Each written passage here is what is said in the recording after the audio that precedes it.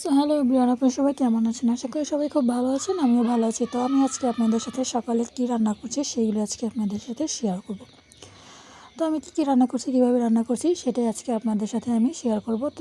তো এখানে আমি কেটে রাখা পেঁয়াজ কাঁচামরিচগুলো তেলে দিয়ে দিব। তেলে দিয়ে দিয়েছি। এখন আমি এটা একটু নেড়ে চেড়ে নিব।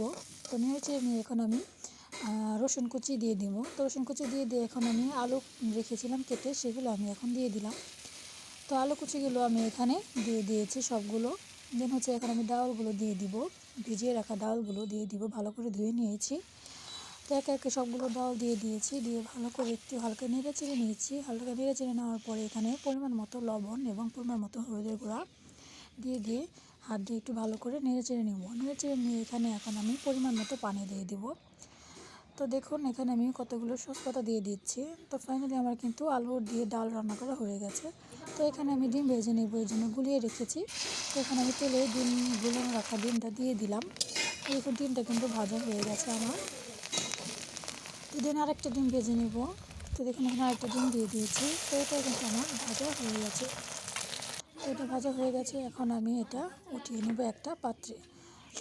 তো ফাইনালি দেখুন আমার আলু দিয়ে ডাল রান্না করা হয়ে গেছে এবং ডিম ভাজিটাও হয়ে গেছে। তো আমার আজকে মাটির চুলার রান্নাটা আপনাদের কাছে কেমন লাগছে এটা আমাকে অবশ্যই কমেন্টে জানাবেন। দেখা হচ্ছে নতুন ভিডিও নিয়ে। আল্লাহ হাফেজ।